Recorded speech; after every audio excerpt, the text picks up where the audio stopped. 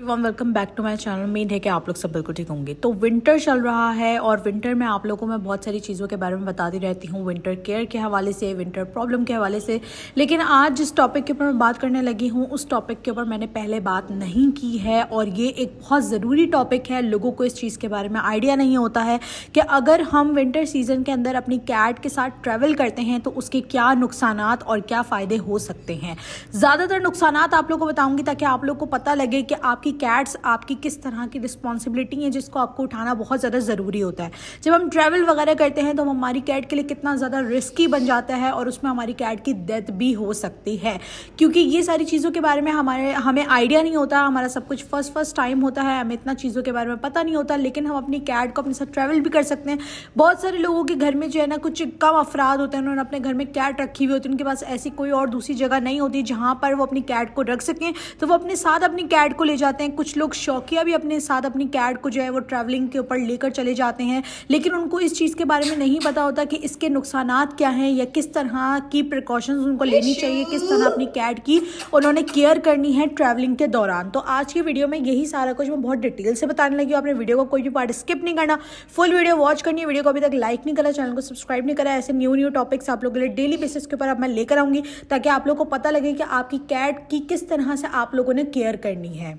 पहले तो जब हम अपनी कैट को ट्रैवलिंग के ऊपर लेकर जाते हैं तो टेम्परेचर का फ़र्क आ जाता है, सर्द हवा का फ़र्क आ जाता है और इस सब का असर हमारी कैट के ऊपर पड़ रहा होता है और आपको अंदाज़ा भी नहीं होगा कि इन सब चीज़ों का असर इस तरह से होता है कि आपकी कैट को हाइपोथर्मिया भी हो सकता है। अब हाइपोथर्मिया किसे कहते हैं वो मैं आपको बताती हूँ। पहले तो मैं आप लोगों को ये बात बता देती हूँ कि सर्दियों में जो हमारी कैट को सबसे ज़्यादा खतरा होता है वो होता है हाइपोथर्मिया का या फिर फ्रॉस्ट बाइट का। फ्रॉस्ट बाइट का मतलब ये होता है कि अगर आपकी कैट जो है वो ठंडे इलाके में रह रही है या बहुत ज़्यादा ठंड है तो उसको हाइपोथर्मिया हो सकता है, यानी कि बहुत ज़्यादा उसको ठंड लगना शुरू हो जाएगी जिससे उसकी जान जो है ना वो रिस्क में चली जाती है। बिल्कुल बहुत सारी लोग जो है ना वो ये चीज़ बोलेंगे कि हमारी कैट की जो कोड है ना या उनकी स्किन जो है ना वो इस तरह की होती है कि वो गर्मी और सर्दी बिल्कुल बर्दाश्त कर सके। बिल्कुल सही बात है, बर्दाश्त कर सकते हैं, बट वो चीज़ जो है ना वो इतनी काफ़ी नहीं होती है, क्योंकि कुछ इलाकों में बहुत ज़्यादा ठंड हो जाती है। जैसे लोग ट्रैवलिंग करते हैं, मरी जाते हैं, कागान जाते हैं, इस जगह के इलाकों में इतनी ज़्यादा ठंड होती है कि हमारी कैट्स भी सारी चीज़ें बर्दाश्त नहीं कर सकती।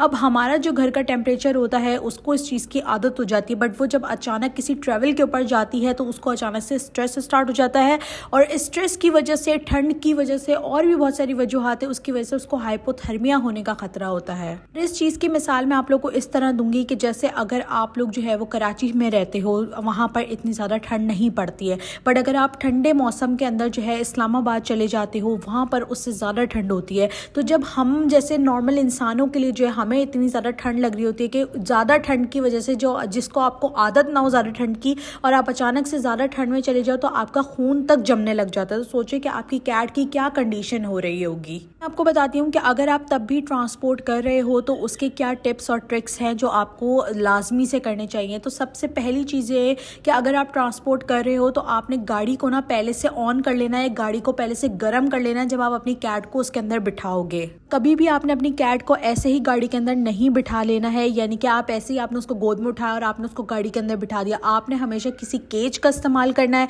या उसके जो बेड होता है, कुशन टाइप होता है, आपने वो इस्तेमाल करना है या फिर कोई ब्लैंकेट वगैरह आपने उसके अंदर लाजमी से इस्तेमाल करना है। इसके साथ साथ आपने अपनी कैट को एक अच्छा और मोटा स्वेटर भी लाजमी पहनाना है और 2-3 शर्ट या स्वेटर अपने साथ रखने हैं ताकि आपकी कैट को अगर उस चीज़ की नीड पड़े तो आप उसको सख्त पहना सको। अब जो मोस्ट इम्पॉर्टेंट टिप है वो ये कि अगर आपकी कैट का जो कोट है वो बहुत हल्का है, मतलब इतने ज़्यादा उसकी बॉडी के ऊपर बाल नहीं है, तो कोशिश करें कि आप उसके साथ ट्रैवल ना करें तो ज़्यादा अच्छा है। या फिर किटन है, जैसे कि 2-3 मंथ्स का किटन है, तो उसके साथ भी ट्रैवल करना बहुत ज़्यादा रिस्की हो जाएगा, आप ना करें, ज़्यादा अच्छा है। ये चीज़ मैंने खुद भी देखी है कि मैंने एक देखा था कि एक छोटा सा किटन था, उसकी तबीयत ख़राब थी बहुत ज़्यादा, उसकी जो है ना क्या कहते हैं 3-4 दिन से बहुत हालत ख़राब थी, लेकिन अचानक से जो है ना उनकी फैमिली को मरी या नारायण कागान जाना पड़ा, तो वो उस किटन को जो है वो अपने साथ लेकर चले गए थे, हालांकि जबकि डॉक्टर्स उनको मना कर रहे थे कि आप इसको मत लेकर जाएं, इसकी कंडीशन अभी ऐसी नहीं है कि ये ट्रैवल कर सके। और जब ऐसे ठंड के इलाकों में जाना जो है ना वो बहुत ज़्यादा मुश्किल हो जाता है गाइस, तो आपने इस चीज़ का बहुत ज़्यादा ख्याल रखना है कि कोशिश करें ना करें तो ज़्यादा अच्छा है, लेकिन फिर भी आप जा रहे हैं तो आपने पूरी टिप्स एंड ट्रिक्स जो है ना वो लाजमी आपने याद रखनी है, पूरी प्रिकॉशंस के साथ आपने जाना है। बात आपने अपनी कैट को गाड़ी के अंदर बिल्कुल भी खुला नहीं छोड़ना है और आपने विंडो जो है ना वो बंद रखनी है बिल्कुल, और आपने गाड़ी के अंदर खुला नहीं छोड़ना है। आपने उसको किसी केज वगैरह में या किसी ब्लैंकेट वगैरह में आपने उसको लाजमी से रखना है कि अगर थोड़ी सी भी हवा आपकी कैट को लग गई तो उससे उसे हाइपोथर्मिया हो सकता है। एजेंसी की जो चीज़ें होती हैं ना वो आपने अपने पास रखनी है, जैसे कि उसके ब्लैंकेट हो गया या छोटा कुछ कुशन हो गया, आपने वो अपने पास रखना है जो गर्म कुशन हो उसके ऊपर वो बैठ सके। दूसरा उसका केज उसके पास रखना है। आपने वार्म जो बॉटल होती है जो यूज़ की जाती है वार्म बॉटल, आपने वो लाजमी से रखनी है। उसके अलावा जो है आप उसके लिए कोई क्रीमी ट्रीट वगैरह या जेली वगैरह रख सकते हो, क्योंकि ट्रैवल के अंदर जो है आप उसको ड्राई फूड वगैरह ना दो, ज़्यादा अच्छा है। क्रीमी ट्रीट या जेली फूड वगैरह आप उसको दो लिक्विडी, वो ज़्यादा अच्छा है। और सर्दियों के मौसम में ऐसा होता है कि कैट को डिहाइड्रेशन होने का भी प्रॉब्लम होती है, क्योंकि कैट इतना ज़्यादा पानी वगैरह नहीं पीती है। तो मैं आप लोग को यही रिकमेंड करूँगी कि आप उसका ड्राई फूड जो है ना वो थोड़ा कम कर दो और आप उसको लिक्विडी और जेली फूड दो, वो उसके लिए ज़्यादा बेहतर है। और इसके साथ साथ आप उसके लिए एक शर्ट या स्वेटर भी लाजमी से रखें। अब ठंड में आपने अपने पैड को जो है ना वो सिक्योर रखना इतना ज़रूरी है, जैसे कि आप बाइक पे सफ़र कर रहे हो और आपको हेलमेट पहनना ज़रूरी है।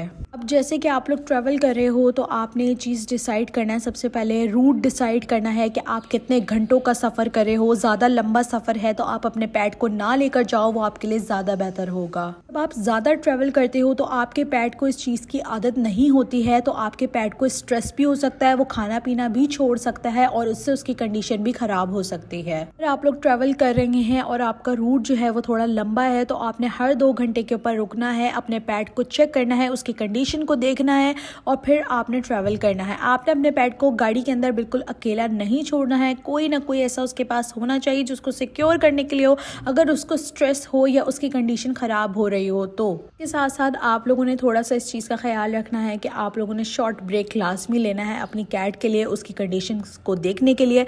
उसके खाने और पानी का बहुत ज़्यादा ख्याल रखना है, और पानी आप कोशिश करिएगा आप उसको ठंडा पानी प्रोवाइड ना करो, हम उसको वार्म वाटर दो, वो उसके लिए ज़्यादा अच्छा होगा सर्दियों में। क्योंकि अचानक से जब टेम्परेचर चेंज होता है तो कैट के ऊपर इस चीज़ का बहुत ज़्यादा असर पड़ता है।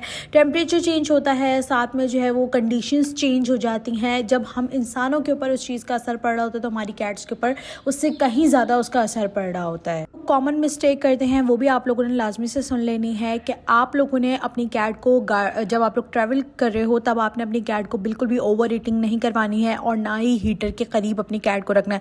अक्सर ऐसा होता है कैट्स को नहीं पता लगता है, उनको हर चीज़ की जो यूनिक चीज़ें होती हैं उनके पास जाने, उनको सूंघने का बहुत ज़्यादा शौक होता है। तो मैंने अक्सर ये चीज़ देखी है कि कैट जो वो हीटर के पास चली गई थी तो एक कैट जो है ना वो जल भी गई थी। तो आपने इस चीज़ का भी ख्याल रखना है, कैट इससे मर भी सकती है, तो आपने इस चीज़ का ख्याल रखना है कि आप अपनी कैट को ज़्यादा हीटर वगैरह के पास करीब ना लेकर जाओ। सर घर के अंदर भी काफ़ी सारे लोग ये चीज़ करते हैं कि वो अपने घर में हीटर चलाते हैं तो कैट को वो ऐसे खुला छोड़ देते हैं, और जब कैट घूमती फिरती है खेलती फिरती जाती है तो वो जाके हीटर के ऊपर गिर जाती है या उससे खेलने लग जाती है तो कैट जो है वो जल जाती है। तो आपने इस चीज़ का ख्याल रखना, अगर आपके घर में हीटर या इस तरह की कुछ चीज़ें हैं तो आपने इस चीज़ को ध्यान में रखना है कि आपकी कैट जो है वो उसके करीब ना जाए। इसी चीज़ जिसका आपने बहुत ज़्यादा ख्याल रखना है कि अगर आप ट्रैवल कर रहे हो तो आपने अपनी कैट को ओपन ट्रक या डिग्गी वगैरह में नहीं रखना है, उससे आपकी कैट को स्ट्रेस हो सकता है, हाइपोथर्मिया हो सकता है, आपकी कैट की डेथ भी हो सकती है। वीडियो में की जाने वाली छोटी सी गलती आपकी कैट की जान के ऊपर रिस्क बन सकती है, तो आपने इन सब चीज़ों का बहुत अच्छे से ख्याल रखना है।